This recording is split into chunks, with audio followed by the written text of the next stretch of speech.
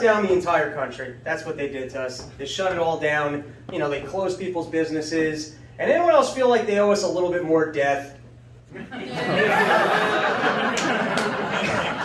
I mean? Like, just think about how tough this is going to be to explain to future generations. When you're like, it was the worst thing that ever happened. And like, did you go broke? And it's like, no, the government sent me checks. It was horrible. Did you go hungry? No, I moved in with my parents. I ate their food. It was bad.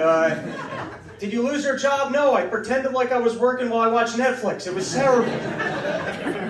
And I think looking back, I mean, maybe you guys played it cool up here in New York. We all panicked. I panicked too. At one point, I fled from New York City. I'm telling you, it was like escape from the city. That's what it was. Like, I was convinced if I didn't get out from a certain time, by a certain time, they were shutting down the city, and people were going to start eating each other. That's what I thought was going to happen. And here's the thing. I was playing it cool for a while until my pizza guy started to panic. Once my pizza guy started to panic, because he was a reliable man. You can go check him out, Retro 2 Pizza. I was eating sandwiches for 3 years, 1 in the morning. This guy never served me a bad sandwich. One night, he was like, they're shutting down the city. And I'm like, well, I'm not leaving. And he goes, but you have got parents in Connecticut. And I'm like, well, what about the meatballs? And he's like, don't you worry about the meatballs. I'll guard the meatballs. You go to Connecticut. So I did. I fled. I panicked. But I don't know if you guys remember how bad the news was at the outset of this thing. Like, the news, like, you would turn on CNN, and CNN would be like, we died yesterday. Like, if you're watching this broadcast, you're the sole survivor. Like, don't even leave your house. It doesn't matter how hungry you are. Remember, if the virus can't see you, it can't infect you. So they're like, stay home. And you're like, oh my God, this is too much. But then you're like, all right, the governor. I bet the governor, he's being reasonable. Yeah. You guys are 100% right.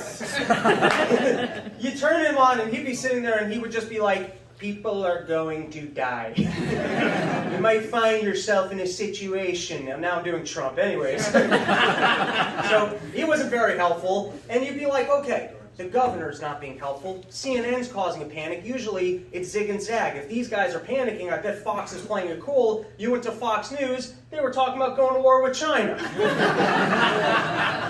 So I was like, that's it. I'm done with the news. Because I don't know about you guys, like, I watch the news, I just get convinced I'm going to die. Like, I'm a sucker for the news. I'm gullible. I start getting convinced I'm going to die. I know other people, they get more spiritual at the end. I just jerk off more. That's all I do.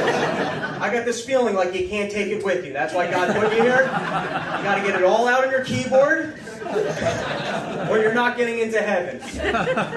The truth of the matter is, if you look back at what was going on, there was really one person who played it cool, and that's this guy.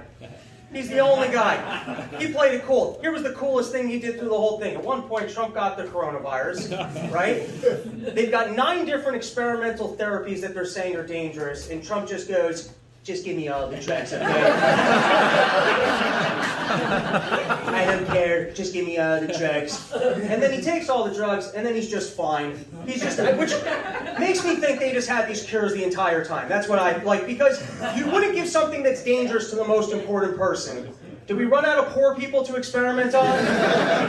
You know, it's like, imagine if they created like a Mountain Dew formula for babies where they said it would get your kid walking within a week. They created Baby Dew. You would let other people take it first. And by the way, even so, I'm not trying this fucking vaccine until other people try it. Same idea. Let them guinea pig on other people. But now that they've got the vaccine, I at least think that they're going to start opening up a little more, which makes me feel like we've gotten past this thing. But even so, I like what you guys are doing up here. I'm starting to save up my money. I want to buy farmable land because...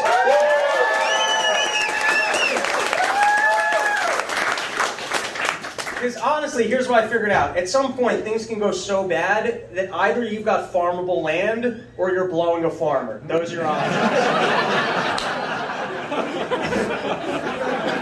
And you don't want to start with farmer dick. It's in those overalls all day. That's not what you want to do.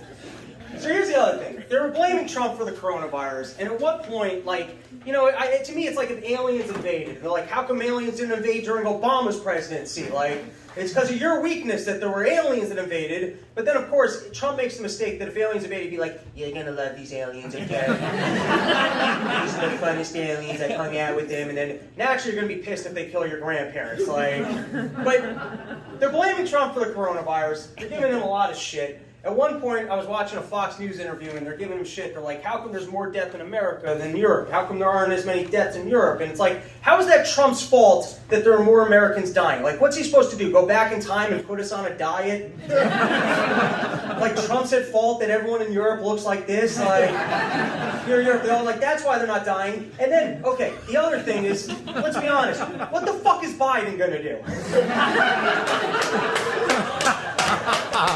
Seriously, what, are you gonna like magically stutter the right words that the virus just goes away?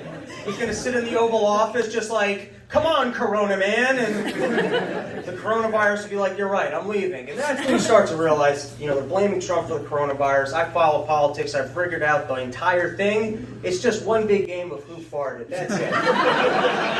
That's it. And by the way, clearly this guy farted. But all the politics. It's just one big game of who farted. They're all sitting around. We know that it stinks. They're all trying to blame the stink on everybody else. Really, they all shat their pants. That's what's going on. You got Fed bubbles, you got pension liabilities, you got debt. You're not going to fix this thing.